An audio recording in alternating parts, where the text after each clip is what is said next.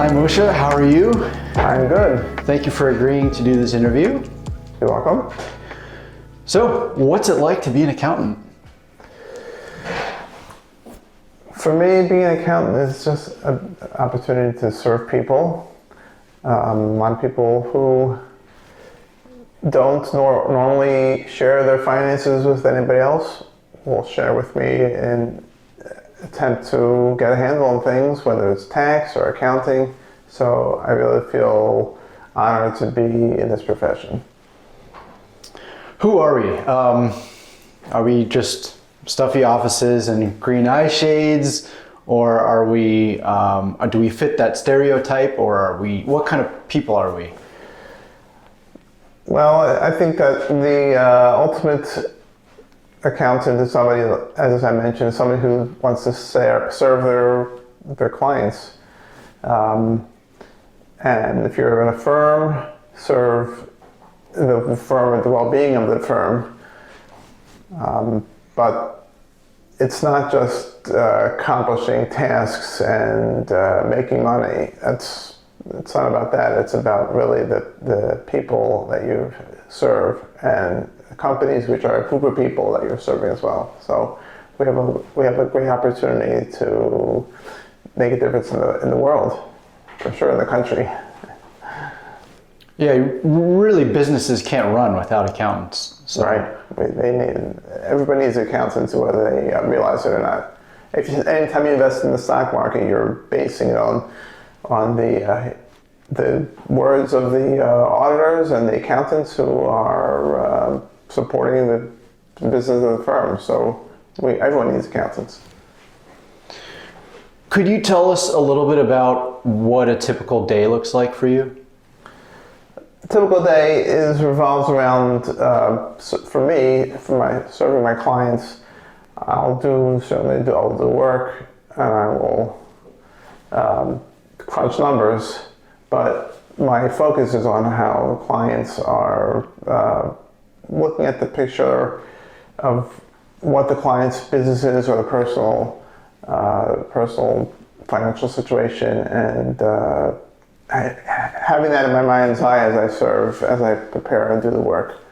So my day is mostly is crunching numbers, and there's a lot of phone calls back and forth and emails. It's pretty. In some sense, it could be relaxing. It could be sometimes it's stressful when you have a lot of deadlines. But overall, it's enjoyable. There's a certain peace, self-peace that I get, tranquility. What do you foresee as the future of tax and accounting? Ultimately, probably it's going to be some basic stuff. Basic number crunching can be automated even more than it is now. I think the future is going to be more regarding planning and looking at big pictures and helping people understand in a deeper way, rather than actually just putting numbers into a tax return or putting numbers onto a financial statement. It's going to be more about planning and understanding, giving people understanding what the numbers mean. A lot of people walk into my office and they don't know what the numbers mean. They just say, do the tax return, or just here's my bank statements, just do the financials. They don't understand it. I'm working with the client right now, this week. I'm trying to helping them understand. That's really where the future is going to be, in giving people a greater understanding. Do you think AI could ever do your job? It cannot do all of it. Clients are individuals, businesses are unique, everyone's unique, and the more the AI is taking over our tasks and our work, the less the uniqueness is going to be for that, for the individual client, and I don't think that's going to happen even in the long run. People are going to want to have their individual needs met. So AI will not remove us from the equation. Maybe it's going to redefine in some level, but I don't think we have to worry about our jobs being lost. That's great to hear. I know some people worry about that. Right. Well, maybe those people have to go think back and understand what their role is. If their role is just number crunching, then yes, I would be worried. But I think there's a lot more to accounting and tax prep than just the crunching. Why should someone become an accountant, or why not? I mean, after your years of experience, what would you tell someone? It's about helping people understand the numbers. And if if that's what you like to do, whether it's, again, working for a firm, working for a big business as someone on their accounting staff, working for yourself like me, with lots of clients, it's all about helping somebody else understand the numbers, because you as the accountant have the experience, you have this knowledge, you took these courses, you've over and over for years, you've been, or if you're certainly in college, you've been crunching numbers, you have a much keener understanding of numbers than most people. Mm-hmm. And if you're a desire to go into it, then you also have that. So you really do need to be a numbers person. You need to be a numbers person. You can't do it without that skill. But it's about the serving of the individual client and giving them, you have that knowledge that they don't have. They have that skill they don't have, and that's what you can serve them. Do you think there's a reason why the wages for accountants are not rising as fast as other professions? I don't know for sure. I would probably say that it's people who are not people who look at accounting as number crunching, probably are not satisfied with their jobs, and therefore they're leaving the profession. And I don't know. I just take it all back. I don't know the answer. I don't. That's not who I deal with. I don't deal with wages for myself or my employees. I just deal with me. So I don't know the answer. That's the real answer. That's okay. Could you talk a little bit about the hours? Because some people say accountants work 80 to 100 hours a week.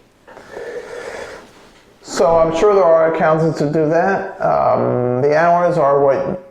So there's me and other self-employed people, and then there's people working firms. In terms of me and other self-employed people, the hours are what you make of them. You don't want to have work crazy hours, then don't take on the crazy amount of clients. Just say no. It's really about saying no. There's a great book that I bought 15 years ago called The Power of the Positive No. This is for certainly what you need to do in the field, because it's not a 9-to-5 job. There's waves and ebbs and flows on the hours. So it's up to you to say no to the hours, and maybe saying no means if you don't want to do it, go to a different field or work for yourself. Find a boss who supports you.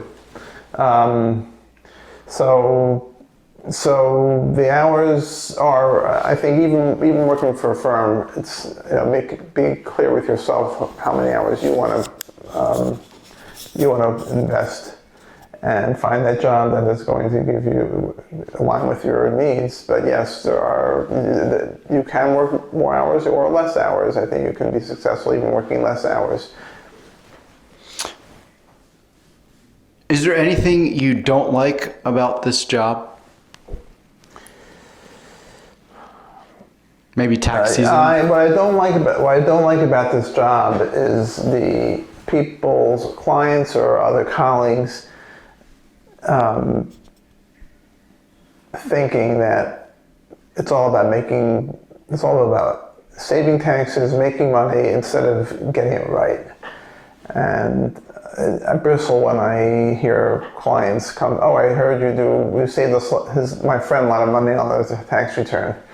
I bristle on that. I didn't do anything. All I do is I did it right, and the client happened to be saving money because they withheld a lot. So I don't like those expectations, but other than that, I just enjoy the challenge. I enjoy the working with the clients. Did you always want to be an accountant? It was definitely something that I was always considering. I always loved numbers, so it was either actuary or accounting, and actuary is much more complicated to, at least from my perspective, it's more complicated to get into and to get a job in. I thought the accounting, getting an CPA exam was taking a test, so you take a lot of courses, take the test, and then actuary is taking a lot of tests. So I always wanted to be, it was always something I was thinking about once I started college. I guess that leads into my next question. So in college is when you really started getting into accounting? Yeah, yes. I mean, I took a course in high school, but it was just one course out of many. When I got into college, I started to look to consider computers, consider actuary, and then I got into the accounting. So if you were talking to the potential accountants out there, maybe they're considering majoring in accounting, maybe 19, 20 years old, what would you tell them? I tell them that, first of all, you have to be good at numbers. So that's first and foremost. If you're not good at numbers, you don't enjoy it, then probably not for you. Secondly,